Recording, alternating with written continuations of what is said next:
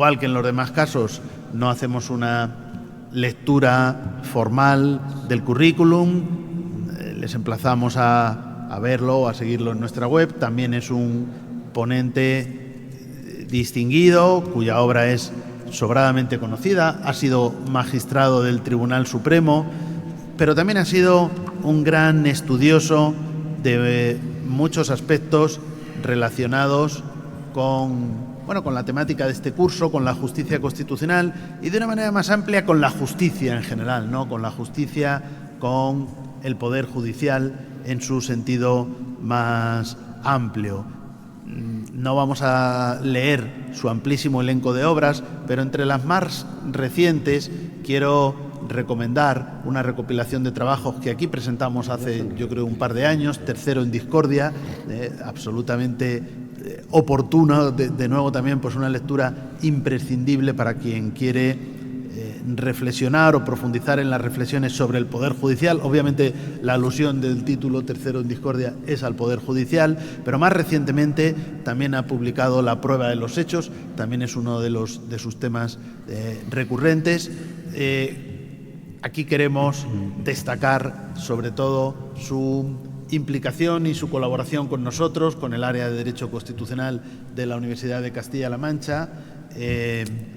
Ya es miembro de la Orden de Derecho Constitucional Toledo, por lo tanto no le podemos reingresar porque ya esto se produjo, pero nuestra gratitud y nuestro reconocimiento va siempre hacia su persona, nuestra admiración personal e intelectual. A veces podemos debatir, pero por supuesto en estos temas y en casi todos en realidad estamos mucho más de acuerdo, son mucho más las coincidencias o los acuerdos que las discrepancias. Nosotros le agradecemos que siempre intervenga en este programa de posgrado y yo siempre le pido, aunque él me dice, ya me has escuchado muchos años, pero de todas maneras siempre le pido que mantenga este tema, porque el título del tema me parece, de la ponencia, me parece fundamental y además me parece muy importante abrir este programa sobre justicia constitucional con una sesión titulada Principios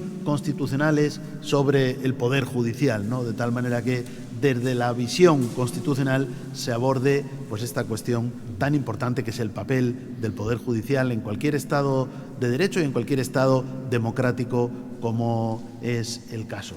Les invito a que presten atención porque sin duda alguna es una de nuestras sesiones más interesantes, más atractivas y más valoradas del programa. Muchas gracias, perfecto, un año más por atender nuestra invitación y tiene la palabra. Bien, buenas tardes. Primero mi agradecimiento al profesor Díaz Reborio y a su equipo que me permite estar una vez más hablando en este curso. Y luego yo creo que una observación que es obvia, pero creo que debo hacerla. Si viajásemos en un avión, en este momento descenderían sobre los que me escuchan las típicas mascarillas, porque con la pérdida de altura se produciría un efecto de despresurización. Entonces, hecha esta advertencia, paso a desarrollar el tema que ha anunciado el profesor. Bien, el constitucionalismo del Poder Judicial es obvio, es una obra de formación progresiva que tiene distintos filones, se nutre de distintas aportaciones de distintas fuentes.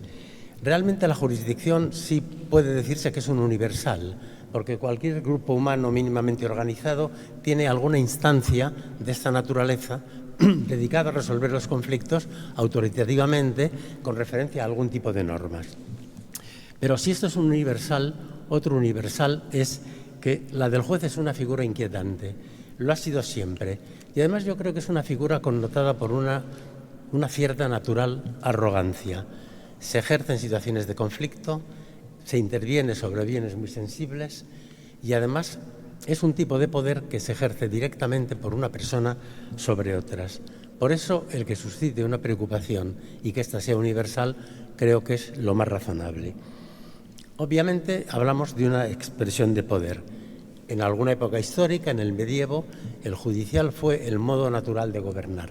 Los reyes se representaban como jueces y lo cierto es que de alguna forma, laboriosamente, ya incluso en esos primeros momentos, se produce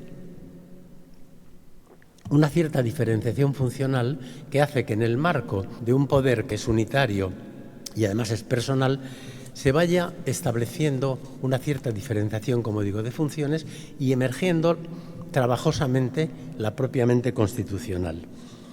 En el antiguo régimen, el juez era una figura, un instrumento de gobierno a través del que se canalizaba todo tipo de conflictos y, en definitiva, cualquier gestión propiamente hablando de poder.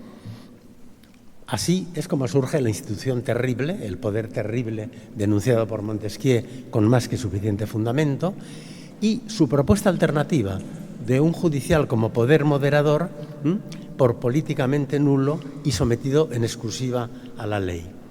La Ilustración, en esta formación del concepto a la que me he referido, daría algún paso sumamente interesante, sobre todo trayendo a primer plano lo que Ferrajoli ha definido como dimensión cognoscitiva de la jurisdicción.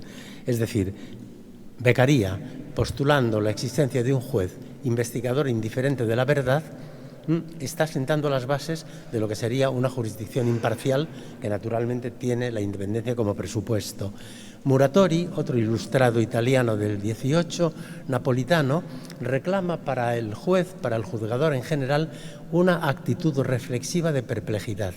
Es decir, no saber a lo que se enfrenta para hacerlo solo conforme a las reglas y por la vía de un conocimiento bien adquirido.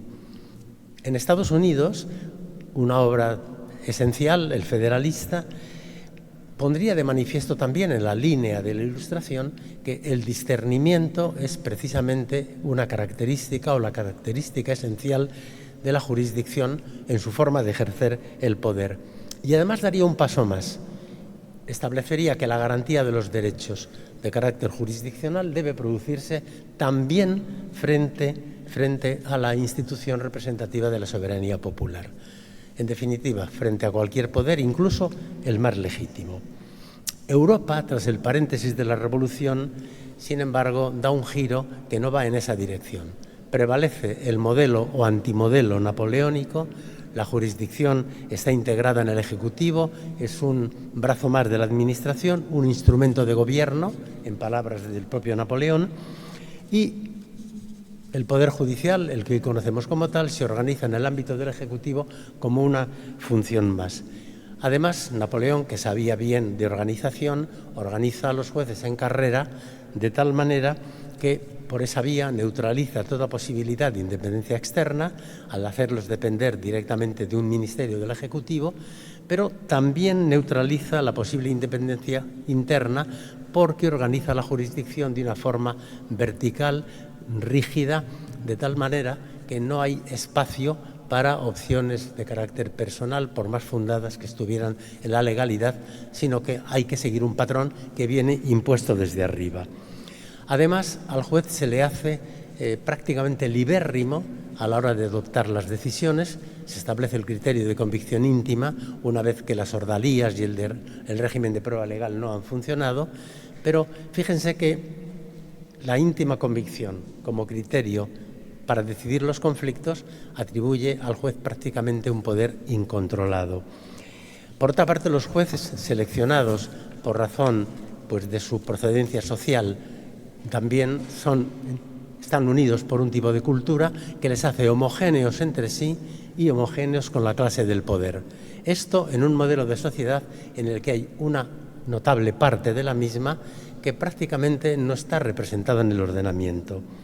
Así podría decirse que hacia arriba el sistema napoleónico garantiza dependencia y hacia abajo una práctica discrecionalidad ilimitada por esa vía de la convicción íntima.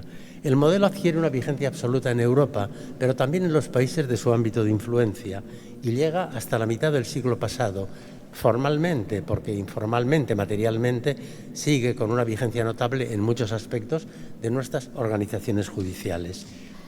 La prueba de calidad de este modelo, antimodelo como decía, se produce en el momento en que se pone de manifiesto una particular funcionalidad a las experiencias autoritarias. La experiencia de los nazifascismos en Europa no deja lugar a dudas. También el caso de las dictaduras latinoamericanas, en las que los jueces se inscriben en las experiencias autoritarias, incluso directamente criminales, con una funcionalidad que pareciera que estuvieran precisamente constituidos ad hoc. Los jueces siguen a sus estados en la involución autoritaria y se integran funcionalmente en esas políticas. No solo en el momento de la restauración democrática manifiestan una clara oposición a las nuevas constituciones y una resistencia que se ha hecho patente en países, sin ir más lejos, como este. La Constituyente italiana tiene una virtualidad en este punto sumamente interesante. Es el momento histórico en que se produce, creo, el interrogante más serio y más riguroso sobre sobre las causas, el porqué de este sistema, de este modelo de articulación judicial. Y la pregunta es, ¿por qué esa propensión de los jueces, manifestada entonces recientísimamente? ¿Por qué su actitud? Y la respuesta es evidente. Es una cuestión de organización y de cultura. La evidencia en ese momento, a raíz de la experiencia a la que me he referido, es que la democracia, incluso la democracia representativa puede enloquecer, puede también envilecerse y arrastrar a los jueces en esa dinámica. Por eso es evidente, la garantía política no basta, necesita límites de derecho. De este modo, el Estado constitucional tiene algo de retorno a esa histórica pretensión de gobierno de las leyes, pero unas leyes que ahora, en el contexto de las nuevas constituciones, ya no serán las barreras de pergamino a que se refería Madison, sino auténticas normas con vocación de vigencia, de auténtica vigencia jurídica. Es como se instituye la dimensión sustancial de la democracia a la que se ha referido Luigi Ferrajoli. Una dimensión de derechos que es dimensión superior de la política y también del ordenamiento. ¿Por qué? Porque la democracia debe ser cuestión de procedimientos, pero no solo. No hay democracia sin ciudadanos con derechos, ni hay efectividad de derechos sin garantías jurídicas. Y la garantía tiene que ser efectivamente jurídica, cuando la garantía política no basta, y debe estar encomendada a un sujeto independiente. El juez, en este caso, sería independiente o debe ser independiente de una nueva independencia.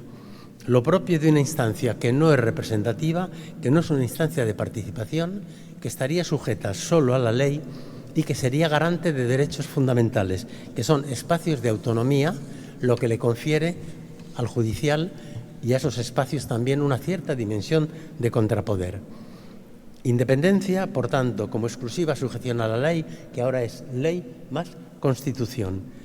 Pero la independencia es una garantía de garantías, no es un privilegio de los jueces y los tribunales, sino una garantía en favor de los justiciables y además con una funcionalidad clara.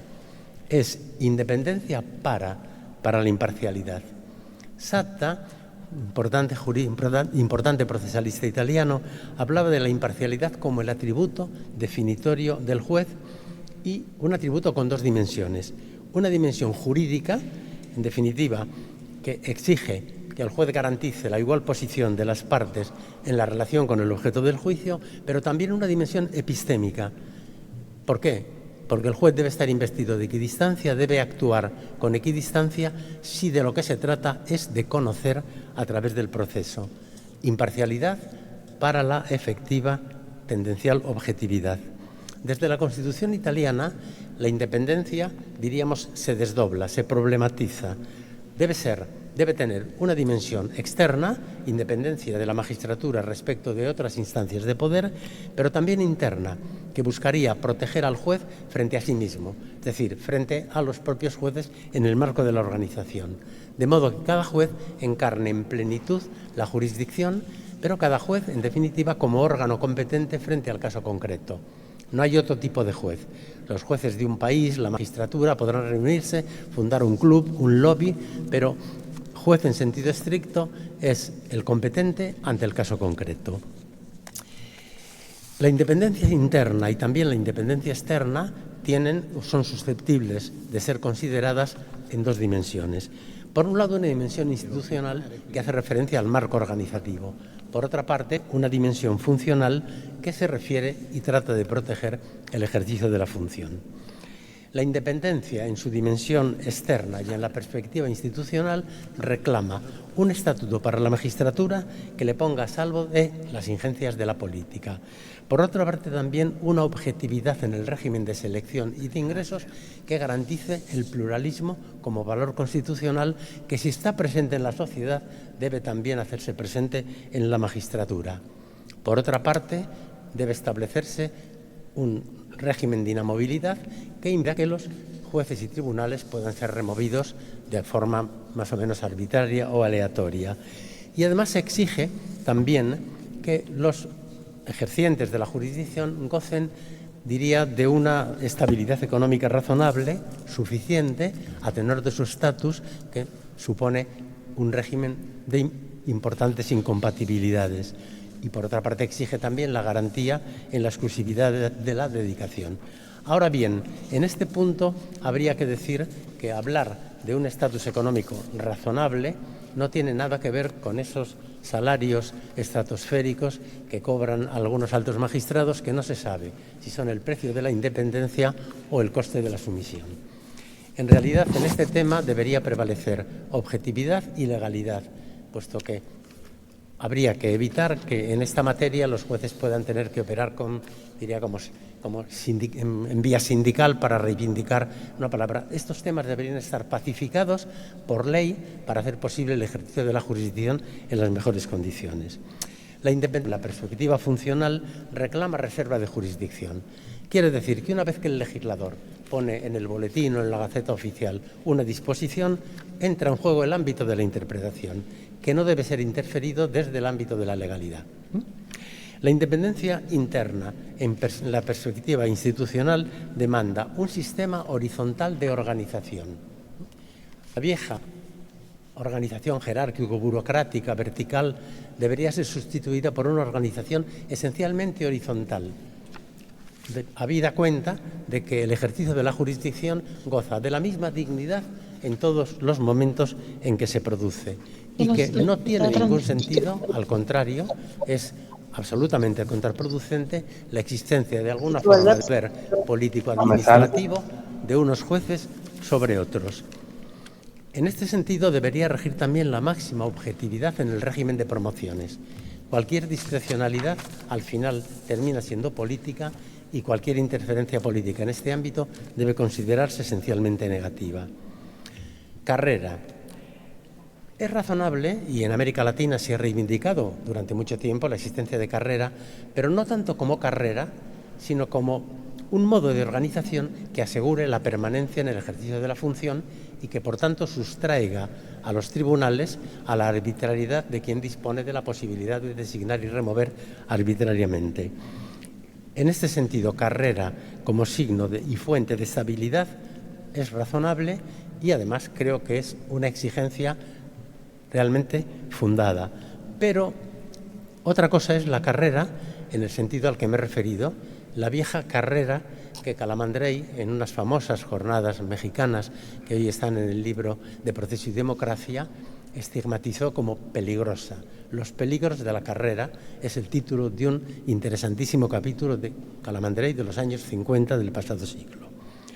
Pues bien, la carrera en ese sentido no tiene ninguna razón de ser que no sea precisamente establecer una forma de control extrajurisdiccional.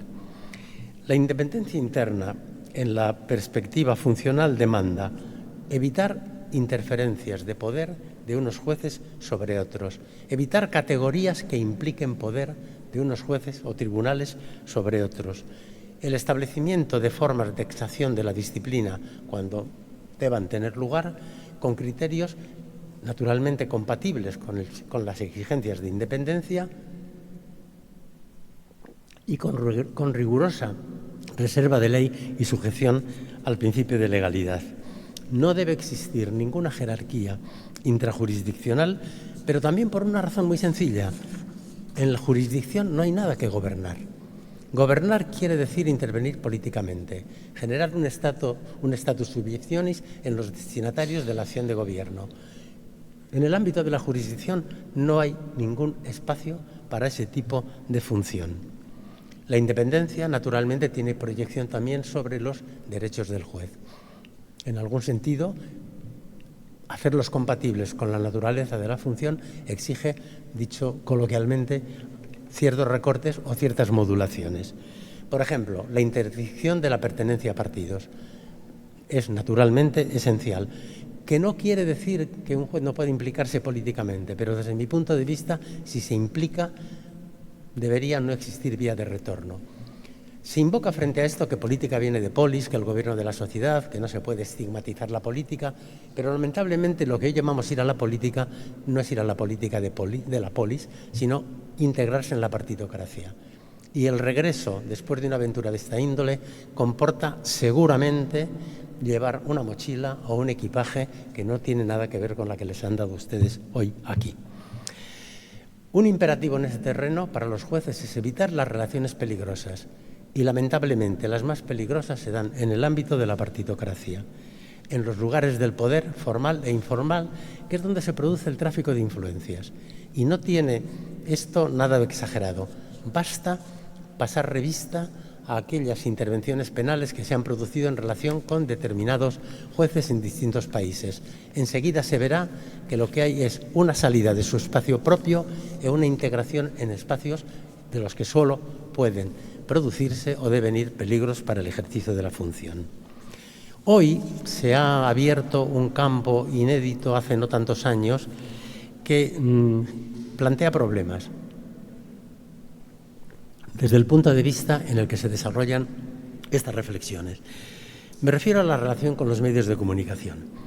Plantea problemas desde el punto de vista de la independencia y la imparcialidad, porque hoy, a través de los medios de comunicación, se puede ejercer una forma particularmente incisiva de poder, a veces diría incluso masacrante.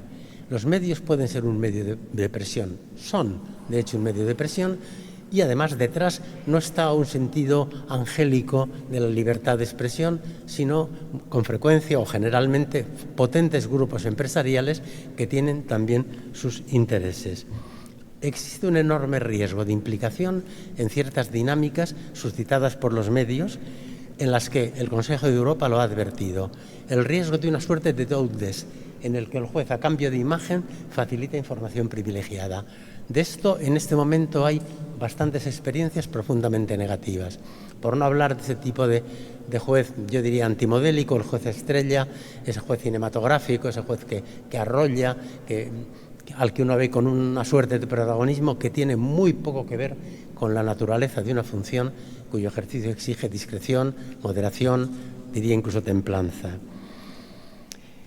La presencia del juez en la opinión pública a mí me parece que no puede excluirse, me parece que es razonable, que hay un espacio, no puede proscribirse. Yo creo que el juez puede, incluso debe contribuir a crear opinión sobre asuntos en los que él tiene un conocimiento específico y también una responsabilidad, pero siempre con mesura, con autocontención, nunca opinando en asuntos de su competencia y, por supuesto, sin interferir nunca en casos sub judice. Naturalmente, un ejercicio de la jurisdicción sujeto a este tipo de exigencias exige un humus cultural. Y en este terreno yo creo que hay un problema endémico. Es decir, el tipo de cultura que necesita una jurisdicción entendida en la clave constitucional como hoy la entendemos, me parece que no ha recibido el tratamiento que merece.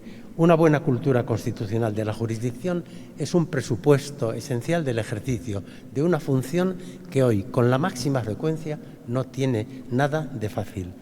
Y que hay actitudes difíciles de mantener que, si no se nutren de una buena cultura constitucional, es muy difícil que se den. Franco Cordero, un gran procesal penalista italiano fallecido recientemente, decía que los juicios dependen de lo que el juez sabe. Es decir, que la cultura del juez en este campo tiene una importancia fundamental y, insisto, me parece que es una dimensión bastante desatendida. La cultura del juez, en definitiva, condiciona su modo de ejercicio y la independencia judicial es un valor difícil, un valor de oposición tendencialmente contramayoritario que exige rigurosa sujeción a la ley, Pero, como decía un viejo magistrado italiano también fallecido, un gran magistrado, Giuseppe Borré, exige desobediencia a todo lo que no es la ley. Y él precisaba desobediencia sobre todo al Pasoliniano Palazzo. Era una forma de referirse a los lugares del poder. El poder judicial del Estado liberal, el poder judicial, podríamos decir, heredado, seguramente llamado poder judicial de una manera impropia, tuvo en las dictaduras a las que me he referido su banco de pruebas. Los jueces actuaron conforme a un cierto ADN institucional y personal, con el resultado que conocemos, salvo excepciones personales. En Alemania, en Italia, en España, los jueces se integraron sin ninguna dificultad en dictaduras en muchos aspectos criminales. Pues bien, el Poder Judicial del Estado Constitucional de Derecho, con todas sus limitaciones, porque no está vigente en todos los países, ni siquiera, y en los que lo están no es en la misma medida, pero sí ha producido un efecto cultural de impregnación. Pues bien, ese Poder Judicial ha tenido su banco de pruebas en la corrupción, en definitiva, en el poder justiciable, que ha sometido a la jurisdicción un nuevo tipo de sujetos que históricamente no lo había estado nunca. El Estado Constitucional de Derecho, en principio, no cabe duda, es un magnífico diseño, pero ha tenido problemas de desarrollo, problemas de concreción. Uno de ellos, la democracia política queda, o la democracia constitucional queda, prácticamente se queda en las puertas del partido. Los partidos que hoy conocemos son organizaciones oligárquicas que, siendo factores esenciales, porque sin partidos no hay democracia política, al mismo tiempo no están a la altura de lo que el sistema constitucional reclama de ellos. Por otra parte, el Estado moderno, el Estado intervencionista, se ha revestido de atribuciones de carácter, diría, inéditas, que han desbordado las previsiones de control y de garantía. Por tanto, han dado lugar a nuevas formas de presencia de un fuerte contenido económico y a la emergencia de nuevos sujetos, sobre todo en la intersección del Estado y el mercado. Estos sujetos han podido tomar decisiones de enorme relevancia económica en régimen de enorme discrecionalidad, sin un marco legal adecuado, porque es un tipo de sujetos y de intervenciones que no estaban originalmente previstas. En resumen, un poder político con altísimo potencial económico en un cierto vacío de reglas. Así se ha incrementado de una manera exponencial el riesgo de las desviaciones y hemos visto en nuestras realidades producirse de forma generosísima ejercicios de poder que quebrantan las reglas de la política y también las reglas del mercado, previa a la desactivación de los mecanismos de control, tanto parlamentarios como político-administrativos, que sí están previstos, por más que seguramente de una manera insuficiente. La corrupción ha invadido y se ha apoderado de nuestras democracias. Se convierte en un dato estructural. Yo he dicho a veces, y no bromeando, que hay alguna región de este país que podría haberse constituido en parque temático en materia de corrupción. A tal extremo, sus administraciones estaban penetradas por ella. Es una dura evidencia de una política que no soporta su propio derecho, que necesita una alta cuota de ilegalidad para subsistir y reproducirse en sus constantes, que convive y tolera la corrupción, que no reacciona contra ella y que deslegitima a los tribunales cuando reaccionan desde la legalidad como deben hacerlo. Pero ciertamente algo ha cambiado en nuestros países. Ha cambiado en algunos el estatuto de juez, que está mucho mejor reglamentado y es mucho más garante de la independencia. Pero ha cambiado incluso la cultura, o sobre todo la cultura, en países donde, sin haberse producido cambios en el ordenamiento, ha habido un crecimiento cultural que ha permitido actuaciones que serían impensables no hace tanto. Y por otra parte también este tipo de actuaciones han adquirido una notable mayor visibilidad a través de los medios de comunicación. De todo esto podría inferirse una pregunta o una afirmación. En un contexto de poderes perversos, el poder judicial sería el poder bueno. Y no por una razón absolutamente elemental. No hay poder bueno. No hay poder bueno y la única bondad presumible o esperable del poder es la que radica en la aplicación de las garantías que estén a la altura precisamente de la capacidad de incidencia sobre los derechos de los demás de la forma de poder de que se trate.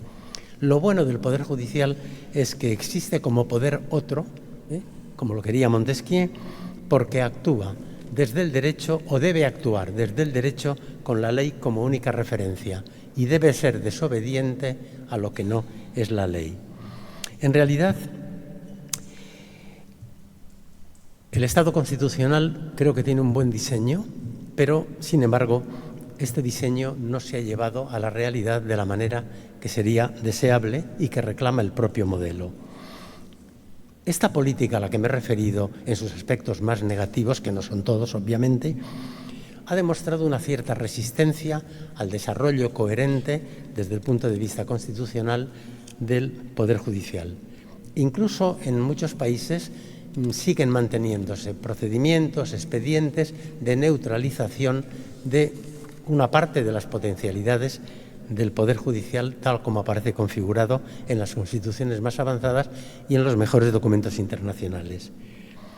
Ilustrativo a lo que me he referido, política en la legalidad, partidos como imprescindible factor de democracia que operan al margen del derecho y que deslegitiman la respuesta judicial, y la jurisdicción como único, limitado, imprescindible recurso, pero sobre todo muy francamente limitado, porque la jurisdicción no está para perseguir delitos en las instituciones.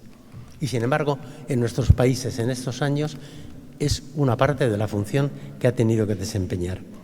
Claro es que la persecución de delitos en las instituciones, de sujetos fuertes, sujetos de poder, implica dificultades extraprocesales por la sofisticación de las vicisitudes delincuentes, por la forma en que hoy se mueve el dinero, por la dificultad de reconstruir esas vicisitudes, porque una cosa es que los movimientos de dinero se hacen a través de medios sumamente sofisticados y otra cosa es que el tribunal al que le toca, el fiscal investigador, tiene que ir detrás pasito a pasito reconstruyendo esas vicisitudes.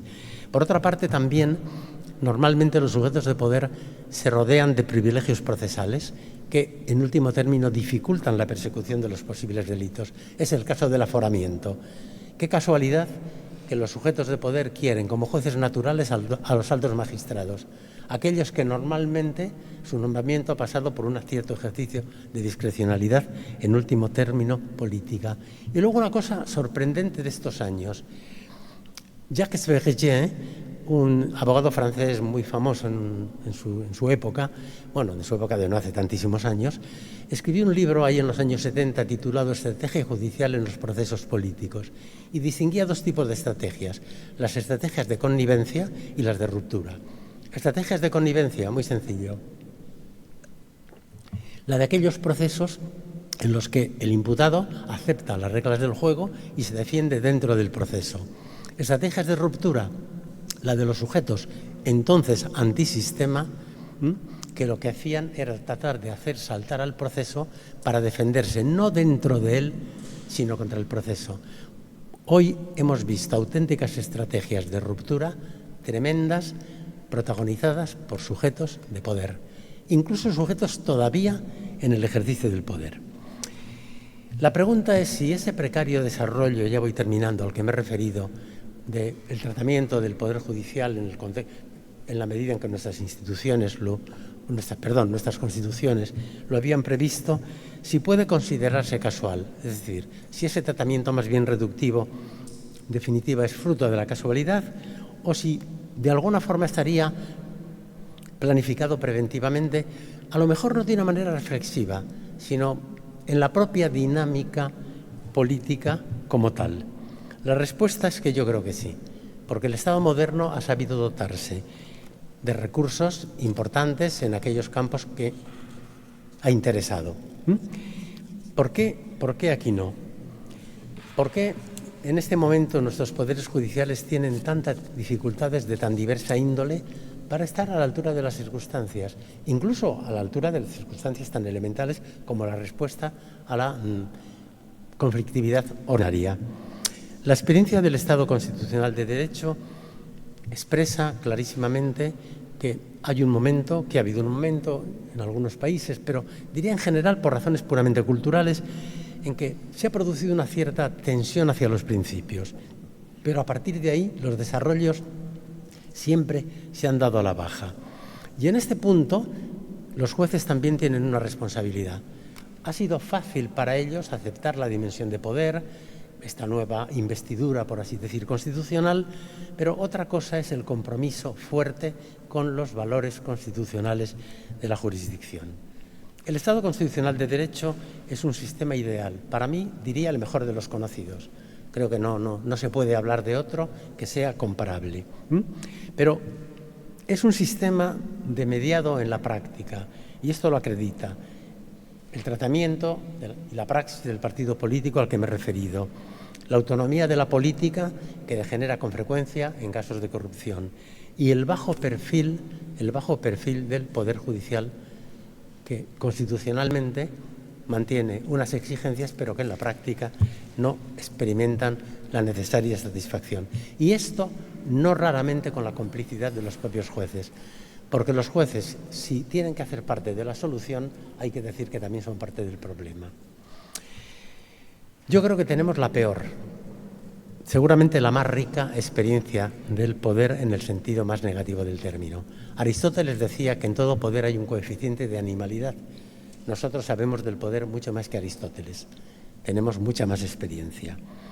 Sabemos bastante de sus desviaciones y que frente a estas es imprescindible una respuesta jurisdiccional desde el derecho. Esto lo hemos aprendido a partir de durísimas experiencias. Es decir, la jurisdicción es una instancia inabdicable, una instancia necesaria, absolutamente fundamental, a pesar, diría, de estos jueces, entre los que me incluyo. Creo que es rigurosamente fundamental y que en este punto es imprescindible distinguir las exigencias de la jurisdicción y lo que el Estado constitucional reclama de esta, definitiva, como un poder de garantía frente a las otras instancias de poder. Y en este punto creo que no tiene que haber ninguna duda. Jurisdicción a pesar de estos jueces. Y entonces, claro, viene lo segundo. Hay que poner a los jueces a la altura de la función. Y aquí creo que existe una asignatura pendiente en todos los países, en la que también tenemos responsabilidad los propios jueces. No cabe duda que en este punto la solución a los problemas que aquejan a nuestros actuales estados no puede ser judicial. No puede ser judicial porque es una solución política que afecta a muchos y naturalmente la jurisdicción está para fenómenos concretos que chocan con la legalidad. Pero por experiencia también sabemos que sin una institución judicial a la altura de las necesidades que plantea, de las exigencias que plantea el Estado constitucional de derecho, será imposible que éste tenga, en definitiva, el perfil que demandan, como digo, nuestros mejores textos constitucionales. Para lo que aquí interesa, tendrían que producirse, Luigi Ferrajoli lo ha razonado muy bien a lo largo de su obra, algunas cosas.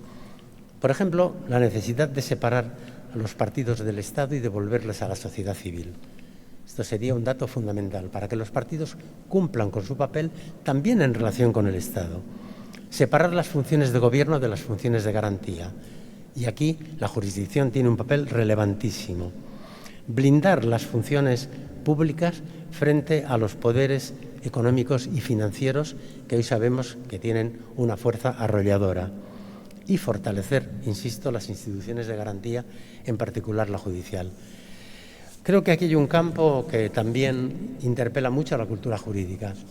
Sin una opinión fuerte desde este campo, no creo que sea posible suscitar la necesaria demanda de justicia que haga moverse a la política en la dirección en que yo he tratado de señalar. Pues bien, nada más y muchísimas gracias por la atención.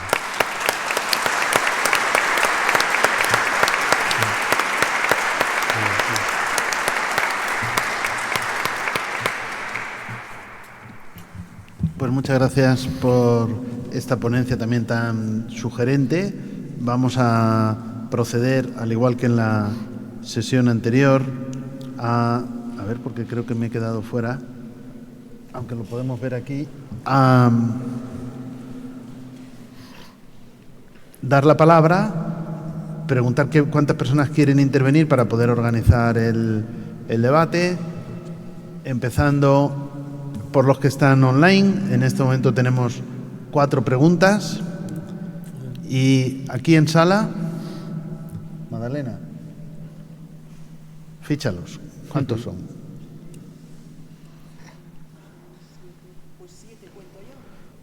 ¿Qué te parece? 4 más 7, Sí, 11. ¿Estás dispuesto? No tengo problema. Bueno, pues ya nadie más va a poder intervenir. Estas personas que lo han pedido. Vamos a, con todo lo que tenga de flexibilidad la interpretación, vamos a aplicar el concepto preguntas breves y concisas. En primer lugar, Andrés Barriga, si lo quieres ver aquí directamente, o prefieres sentarte para, como quieras, contestas, por lo menos a los online contestas. Sí, bueno, pues vale. aquí lo vamos a ver. Andrés Barriga le vamos a poner en primer plano y le damos la palabra. Perfecto. Buenas tardes, damas y caballeros. Espero que se encuentren muy bien. Mi nombre es Andrés Barrantes. Muchas gracias, don Perfecto, por su gran retórica y demás de los temas abordados. Muy, muy importante. Y tengo una consulta más que todo porque usted lo menciona como el sistema de nombramientos de las magistraturas. Hablamos específicamente, te puedo hablar de Costa Rica. Sobre la filtración, por decirlo así, de movimientos políticos que pueden erosionar el principio de independencia judicial, y en el caso de Costa Rica es muy importante notar y mencionar que la Sala Constitucional se encuentra dentro de la estructura del Poder Judicial. Ahora bien, ¿cuál cree usted que sería el sistema ideal de nombramientos? Entendiendo que existen muchos y para gusto los colores, está el Consejo de la Judicatura, hay propuestas de que sea elección popular, está en el Estado costarricense, lo hace la Asamblea Legislativa. ¿Cuál cree usted que sería el sistema idóneo que pueda garantizar la independencia judicial? Esa sería mi pregunta. Muchas gracias. Yo creo que en este punto... ¿Cómo? Sí, yo creo que sí. Yo creo que en este punto, como en tantísimos relacionados con la magistratura hoy, hay que viajar a Italia. A mí me parece que la institución del Consejo del Poder Judicial en la versión italiana es seguramente la aportación más interesante en este punto. Se cortan los lazos o las dependencias de la política y se establece un órgano ad hoc que durante décadas ha funcionado francamente bien. Hablo del Consejo italiano, que hoy no está en el mejor momento, pero sí ha marcado una línea que es sumamente interesante. En todo caso, rescindir los lazos con la política, evitar al máximo el ejercicio de la discrecionalidad que fácilmente termina siendo política. En este punto creo que hay que rehabilitar el criterio de antigüedad, que no debe ser, en definitiva, funcionar de la forma absolutamente automática, porque naturalmente a los jueces hay que evaluarles también por su desempeño, pero de forma compatible con la independencia. Entonces, evitar la discrecionalidad política, desde luego, evitar en lo posible las formas de discrecionalidad también, de modo que los nombramientos, cuando no haya más remedio que establecer algún tipo de distinción por razón de méritos, sea del máximo rigor posible, es decir, discrecionalidad reglada, debidamente justificada, motivada y, además, con posibilidad de recurso en vía jurisdiccional. Creo que en este punto no se ha inventado nada mejor, solo pasa que hay que llevarlo a la práctica con la corrección imprescindible. Gracias. Vamos a dar la palabra a Felipe Gerardo Flores. Puede encender su cámara y formular directamente la pregunta. Hola otra vez, buenos días a todos desde Tamaulipas, México. La pregunta tiene que ver con la postura ideológica de los jueces y los magistrados. A ver, si usted hablaba ahorita hace un segundo, profesor, del modelo italiano, y entonces en la propia Italia, en los años 80, por ejemplo, había esta Asociación de Jueces por la Democracia, si no me equivoco, ¿no? Se llamaba. Eso implica activismo, o sea, incluso hay un concepto que se llama activismo judicial, ¿no? Entonces, salvo su mejor opinión, creo, o sea, es como ¿De verdad podemos deshacernos de la parte ideológica y de la parte de la preferencia política de los jueces y de los magistrados? No sé, mejor que el magistrado dijera, yo tengo estas preferencias, que en vez de negar algo que no se puede negar, dijera, lo aceptara abiertamente, ¿no? Yo soy de derechas, yo soy de izquierdas, ¿no? Y desde esa perspectiva voy a juzgar. Y entonces más bien buscar el equilibrio, digamos, en la integración de juzgados y tribunales, ¿no? Podemos deshacernos de la parte política, ideológica de la jurisdicción, y dos, yo creo que no se puede, usted me dirá, pero si no se puede, entonces ¿no será mejor que se admita abiertamente cuál es mi postura política como juzgador y entonces sea público que por eso juzgo como lo hago?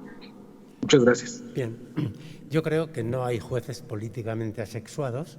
Me parece que esta es una observación obvia, pero también es cierto que durante mucho tiempo, incluso más de un siglo, los jueces hacían política bajo la capa de independencia, porque en definitiva estaban políticamente integrados en un poder que les seleccionaba también políticamente. Creo que los jueces han dejado de hacer política cuando han comenzado a perseguir los delitos doquiera que se produzcan, incluidos los lugares del poder. En este punto creo que es importantísimo reconocer a los jueces derechos de ciudadanos que los tiene cualquiera, entre otras cosas porque serían irreprimibles.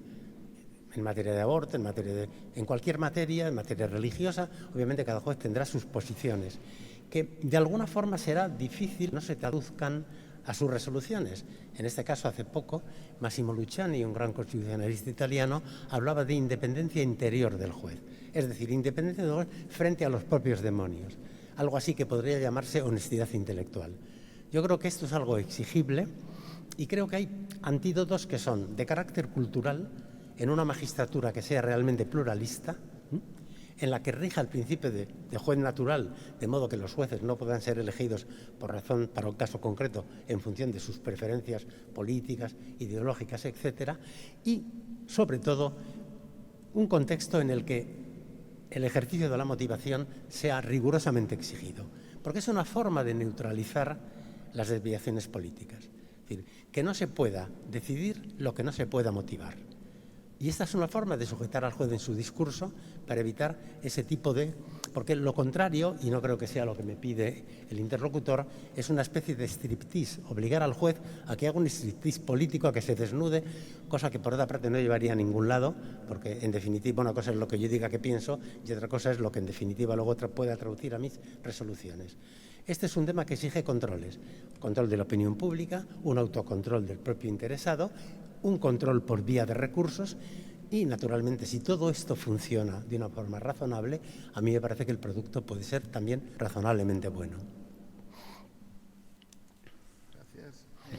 Tendríamos ahora Pedro Yerme... No veo bien cómo es el apellido. Le damos la palabra. El micrófono, Javier. Ay, sí, perdón. Sí, es Pedro, a ver si ahora lo vemos. Pedro P. Germenos Forastieri. Tiene la palabra. Muchas gracias, buenas tardes. Profesor, ¿considera usted que una independencia más o menos consolidada del Poder Judicial constituye un desmentido a la afirmación de que el derecho es un instrumento político? Muchas gracias.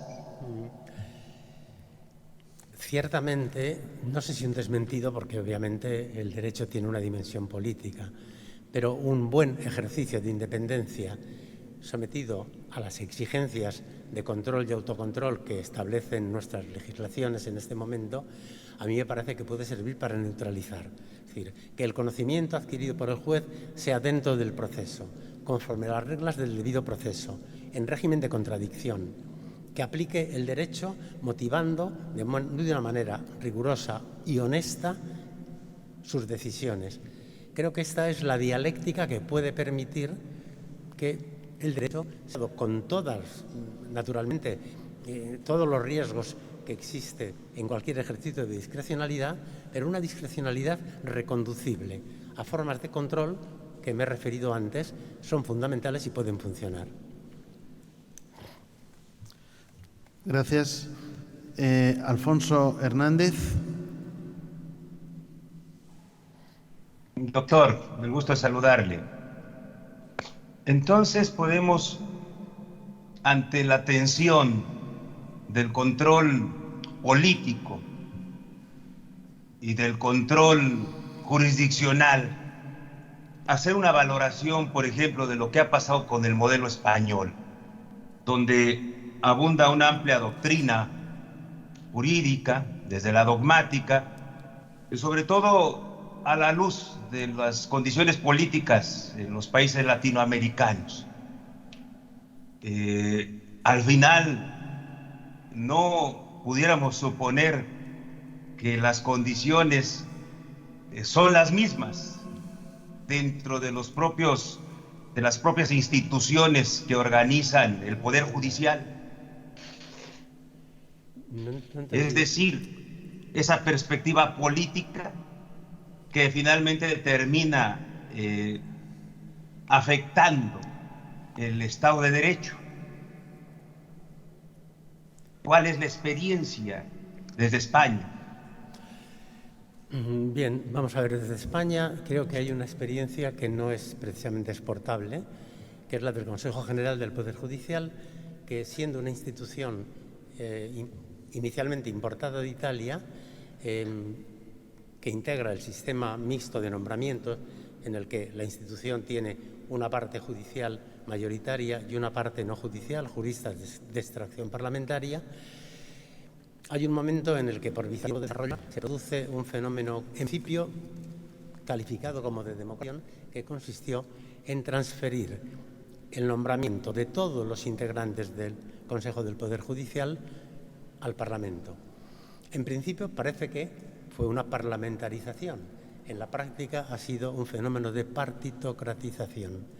Con lo cual, realmente hoy, ¿qué ocurre? Que los grandes partidos se reparten las sillas del Consejo. El tema daría para mucho más, pero no puedo extenderme.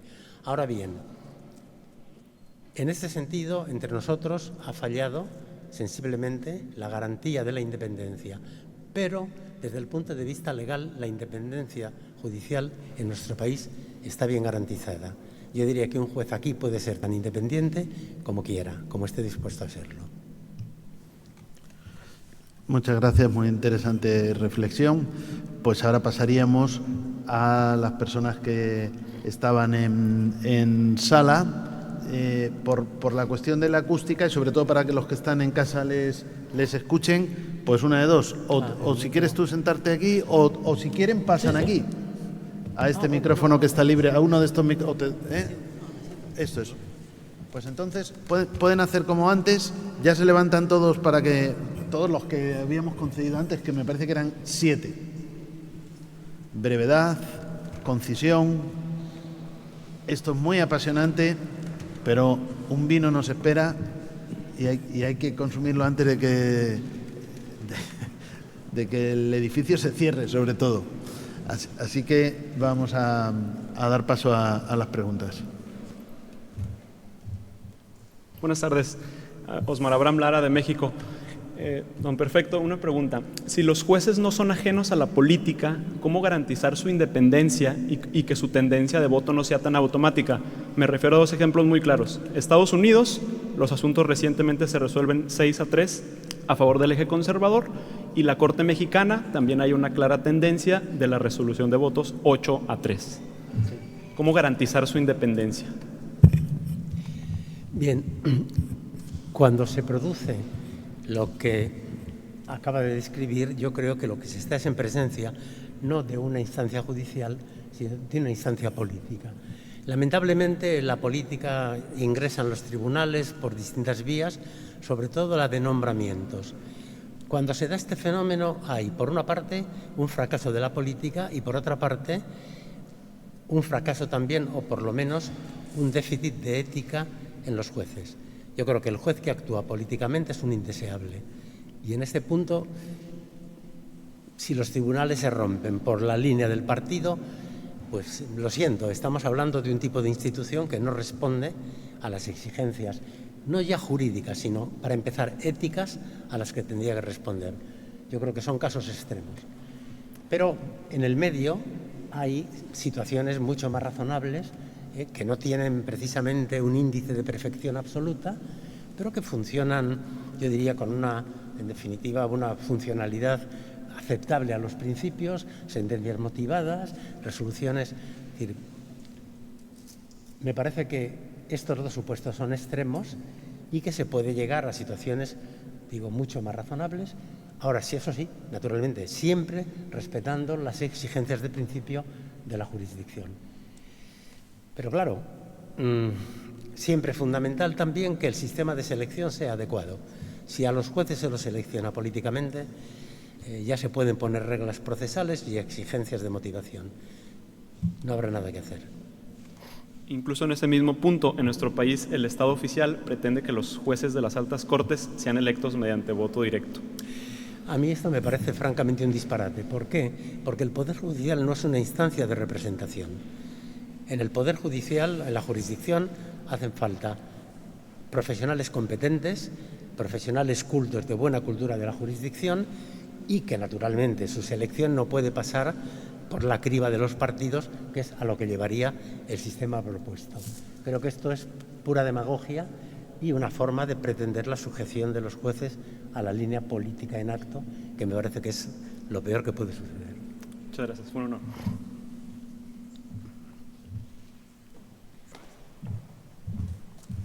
¿Qué tal? Daniela Ramírez de México. Mi duda principalmente se enfoca a los medios alternativos de solución de controversias, que como tal han abarcado gran parte del procedimiento jurisdiccional. Y sobre todo mi duda es la remuneración. Hemos visto que en el caso de México las cortes se encuentran vastas de trabajo y se lleva esta tendencia de irnos a los medios alternativos de solución de controversias porque pues es mucho más factible llegar a una resolución y el conflicto más grande es que es gratuito el acceder a los juicios, pero los medios alternativos de solución de controversias se tienen que llegar a un pago, ¿no? Los medios alternativos han florecido precisamente como consecuencia de una jurisdicción que no funciona y que no da respuesta a las demandas de los ciudadanos. Entonces, creo que este es un fracaso de la jurisdicción y que, naturalmente, no puede postularse como una solución. La jurisdicción tendría que dar respuestas en tiempo razonable a los ciudadanos y no enviarlos, por así decir, a la privada. Esto creo que es así. Por otra parte, en el proceso civil todavía podría caber una cierta remisión a fórmulas de arbitraje, pero en el penal no. En el penal, evidentemente, no. Creo que es un fracaso de la jurisdicción. Lo que ha hecho florecer estas empresas, que al fin es, en definitiva, una forma de ganar dinero, que no es otra cosa. Gracias.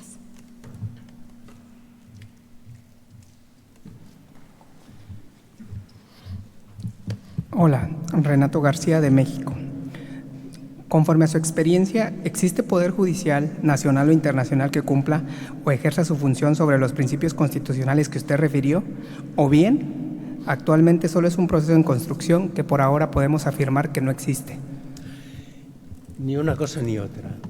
Es decir, creo que existen ejercicios de jurisdicción valorables. La prueba la hemos tenido en procesos complejísimos producidos en muchos de nuestros países que han encontrado respuestas razonables y válidas en la jurisdicción. Ahora bien, yo he discurrido, creo que con suficiente detalle, sobre las deficiencias que cabe destacar y que son fruto pues, de políticas inadecuadas en relación con el Poder Judicial. Pero vamos, ni una cosa ni otra. Ni estamos en un mundo desregulado en el que los jueces estén vendidos y la justicia no responda a ningún principio y, por supuesto, estamos bastante lejos del ideal. Pero yo creo que un ideal razonable sería conseguible, porque además ha habido experiencias razonables en este sentido en distintos países y hemos visto procesos difíciles de conducir que se han llevado adelante. El caso, por ejemplo, italiano de Mani Pulite, la respuesta a las formas extendidísimas de corrupción de todo prácticamente un sistema de poder, Yo creo que a pesar de que tiene momentos también, en fin, sus puntos oscuros, pero creo que ha demostrado una cierta capacidad de respuesta desde el derecho. De modo que, naturalmente, no es nada fácil y hay que tocar muchos palos, pero se puede, siempre que exista voluntad política, claro. Gracias.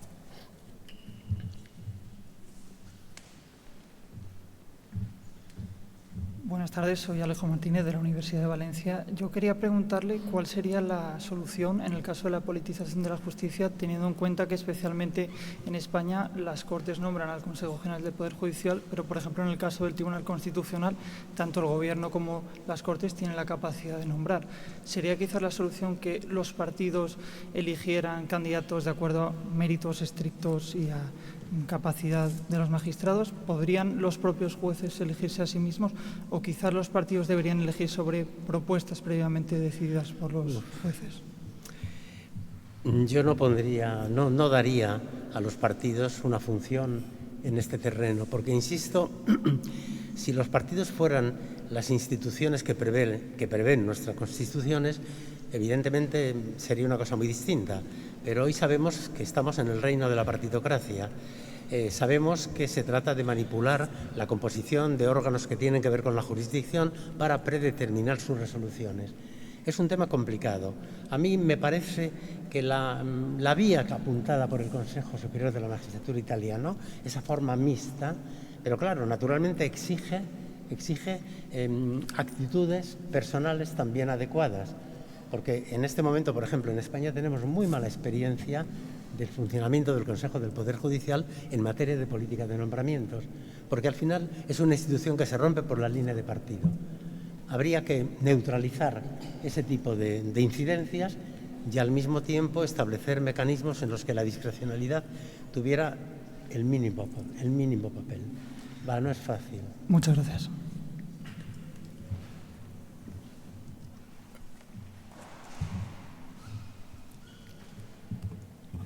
Buenas tardes. Distinguido maestro,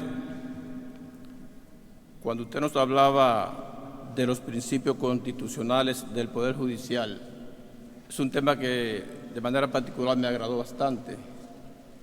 Me agradó bastante porque con el surgimiento, podemos decir de manera más llana, cuando se adoptó, los países iberoamericanos adoptaron el Código Modelo para Iberoamérica con respecto a lo que es el proceso penal constitucionalizado, del cual nosotros como República Dominicana formamos parte. Al ver un proceso constitucionalizado, nosotros entendimos que iba a traer consigo un verdadero Estado de Derecho constitucional. Sin embargo, nosotros vemos que no es así en muchos de estos países. Por lo tanto, le voy a hacer la siguiente pregunta.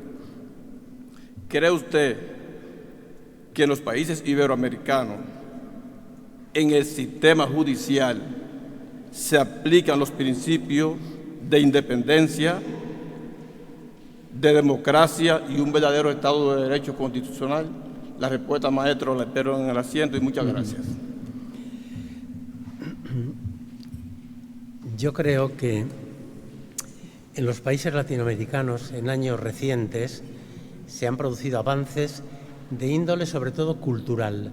Es decir, creo que los jueces en este momento tienen una mejor cultura constitucional que no estaba tan presente no hace tantos años, pero sí que están sobre todo representados por la existencia de Cortes Supremas del viejo modelo, cooptadas políticamente, que gobiernan también políticamente a los jueces. Creo que aquí hay un serio problema que solo podría resolverse separando clarísimamente lo que es la actividad jurisdiccional de la actividad y del mundo de la política. Como primer paso, a partir de ahí luego, en definitiva, hay muchas cosas que hacer, pero ese primer paso es inexcusable. Las viejas Cortes Supremas han sido un serio peligro para la independencia. Lo fueron en la España que yo he conocido también como juez no hace tantísimos años, y lo son allí donde se sigan dando. Por eso es importante que todo lo relativo a la administración de la jurisdicción, la fórmula es de Alessandro Pizzo Russo, todo lo relativo a la administración de la jurisdicción recaiga como cometido de un órgano ad hoc. Un órgano ad hoc que tenga, diríamos internamente, los contrapesos suficientes, que sea un órgano profundamente plural en el que estén representados todos los valores, diríamos, legítimamente concurrentes en una sociedad democrática, para que un órgano de esta naturaleza ejerza esas funciones de administración de la jurisdicción desde una perspectiva no político-partitocrática, sino, por así decir, democrática en el mejor de los sentidos. Sí, hay una palabra. 3 personas quedan, me parece, ¿no? Ahí hay un señor que quiere hablar, no sé. No, pero es que ya lo hemos preguntado al principio y entonces ha habido 4 preguntas más 7, entonces les pido también un poco de comprensión en ese caso. Sí. Gracias. Mi pregunta va en torno al tema de la prensa, como diríamos un poder fáctico. Sí. La pregunta obviamente debe tener un preámbulo, pero se la voy a hacer directamente.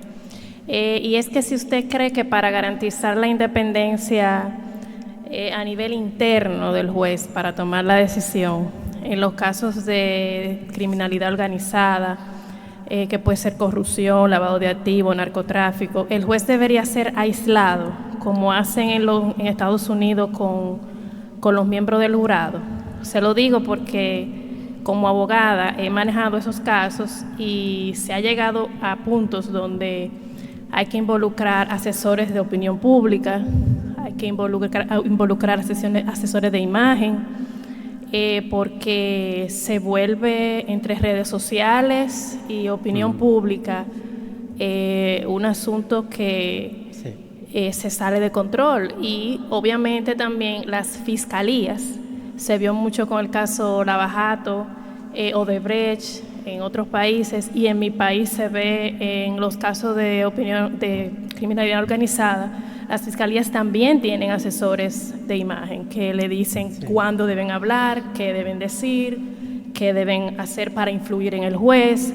O sea, se está convirtiendo en un verdadero desastre esta situación con el tema más de las redes sociales.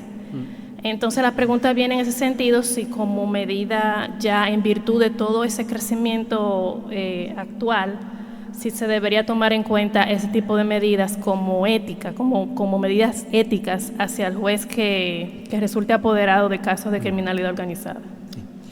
Yo creo que ese tipo de medidas no pueden adoptarse. Decir que el jurado norteamericano es aislado, bien, coyunturalmente, puede estar unos días metido en una habitación, pero naturalmente con toda su carga ideológica, con todo tipo de informaciones recibidas por cualquier tipo de medios, en una palabra. Hoy, en un contexto de sociedades como la nuestra, pensar en un juez, en unos tribunales, como en una campana de cristal, es absolutamente inviable, no es una posibilidad real. La única forma de combatir este fenómeno es dotar a los jueces de una cultura que les habilite para moverse en un terreno tan complejo y tan comprometedor como el que tenemos en este momento. El panorama ha cambiado extraordinariamente. Yo, cuando empecé a ejercer jurisdicción, los periódicos ocasionalmente hablaban de un crimen pasional, de un crimen terrible, de algún... Hoy los casos judiciales son primera página de cualquier medio. Y, naturalmente, sobre el juez implicado o el tribunal implicado en un asunto de esta naturaleza llueven presiones con frecuencia insoportables. Neutralizar esto en los casos extremos exigiría una cierta protección, diría, del juez, porque muchas veces se acude al descrédito, en definitiva, a crear noticias falsas acerca de su personalidad, de su cultura, de sus implicaciones sociales, etc. Bueno, en los casos extremos esto demandaría una cierta protección incluso, por una vía de contrainformación razonable. Pero sobre todo lo que yo creo que exige es una cultura de la jurisdicción, una cultura de los jueces a la altura de las dificultades. Y esta cultura yo creo que hoy todavía no existe. El Consejo de Europa ha discurrido bastante sobre este punto, manifestando una preocupación que yo creo que tiene base real. Hoy un juez o un tribunal particularmente incómodo a una fuerza política importante o empresarial, puede verse prácticamente arrojado a los pies de los caballos. La situación es dificilísima y a veces prácticamente imposible de gestionar. Por tanto, yo creo que primero una cultura a la altura de las dificultades y después, naturalmente, algún otro tipo de medidas que en algunos casos serían de código penal. Porque aquí en España se han producido ejercicios de presión sobre algunos jueces que a mí me parece que exigirían una intervención penal. No digo que se deba criminalizar la crítica, que en este punto tiene que ser francamente abierta, pero estableciendo límites de derecho que yo creo que son imprescindibles también.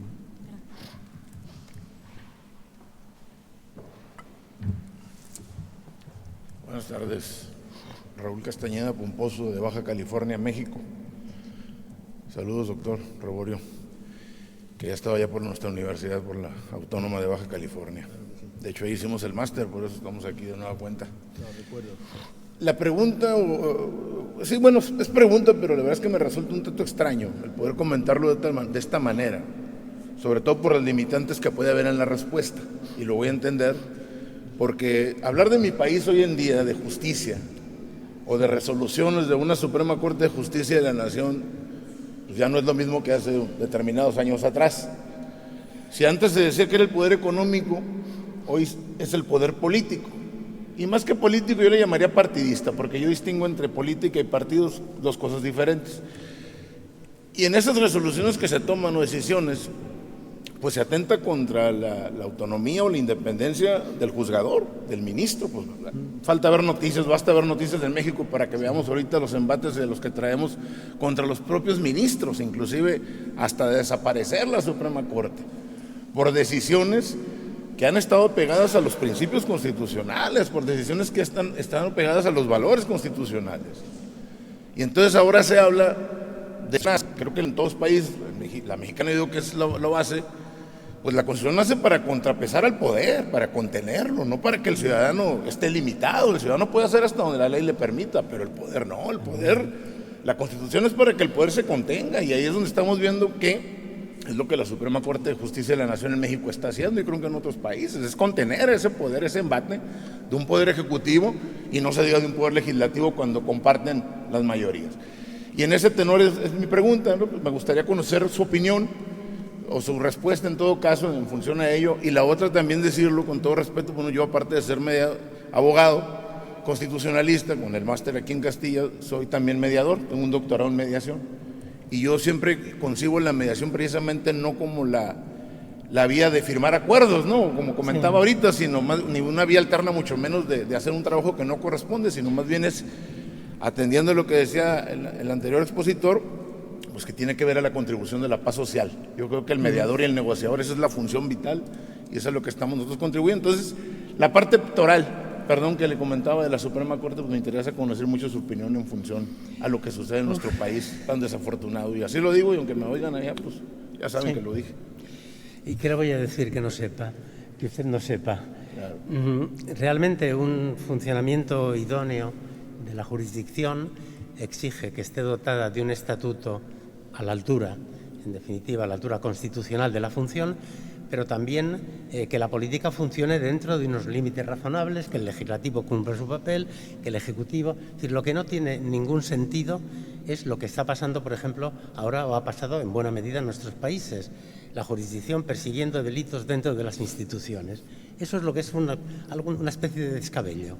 Ha habido momentos en nuestro país que podría hablarse de una cierta competición entre la política y las instituciones en la producción de delincuencia. Y no bromeo, el Consejo General del Poder Judicial hace unos años hablaba de la existencia en España de 1.600 asuntos por corrupción, de los cuales unos 300 podían considerarse maxiprocesos. No hablo de México. Creo que hay alguna diferencia, diría a nuestro favor todavía. Pero lo cierto es que realmente no se puede hablar de una jurisdicción o no se puede hacer recaer sobre la jurisdicción el equilibrio del sistema.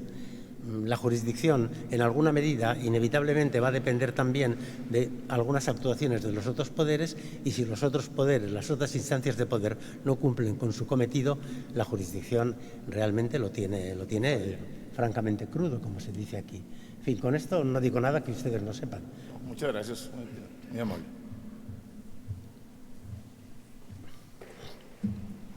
Bueno, buenas noches, aunque parece de día. Sí. Franklin Rodríguez, de República Dominicana. En el caso de nuestro país, yo debo decirle que hemos avanzado mucho en materia judicial. Antes los jueces lo escogía el presidente de la República y lo de los pueblos los senadores. Sin embargo, Estados Unidos tiene una metodología, cuando mencionaba el joven, que el presidente de la República es el que sugiere cuando se presenta una vacante en la Suprema Corte de Justicia. Sin embargo, yo creo que el ser vitalicio ayuda mucho a la independencia del Poder Judicial, enormemente.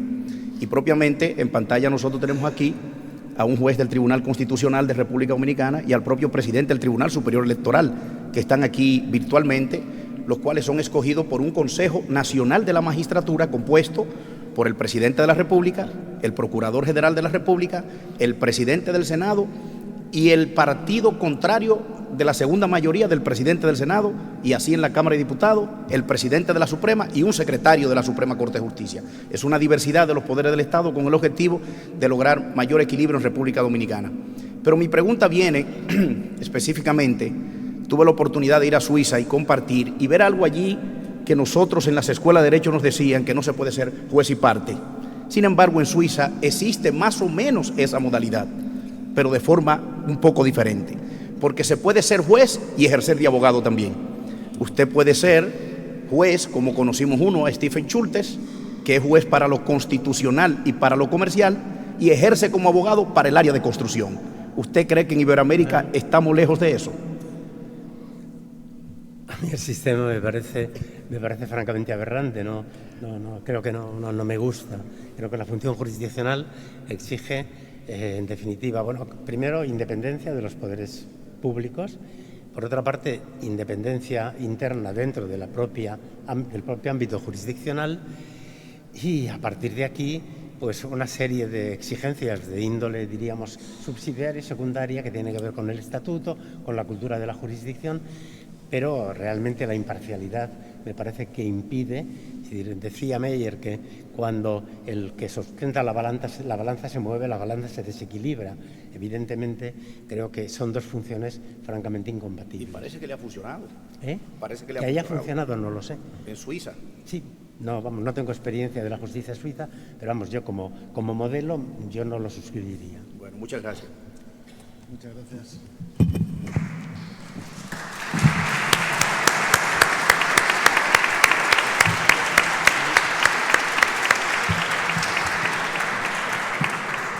Muy bien, pues muchas gracias de nuevo al ponente por la exposición, por la magnífica el magnífico debate que hemos mantenido después, la paciencia para atenderles a todos. Siempre tenemos en cuenta esta pauta de funcionamiento porque somos 150. De todas maneras, les recuerdo, todavía creo que por unos minutos, aquí van a quedarse el profesor Ferrayol y el profesor Perfecto Andrés Ibáñez con este vino que vamos a ofrecer para los presenciales. Para los que están online, les invitamos a que se tomen un vino o cerveza a nuestra salud, pero con sus propios recursos, o puede ser un mezcalito o lo que quieran, por supuesto. Próximas citas después de este vino. Para mañana, a las 12, aula 3-4, todo es en este mismo edificio, por lo tanto siempre es aquí San Pedro Mártir, aula 3-4.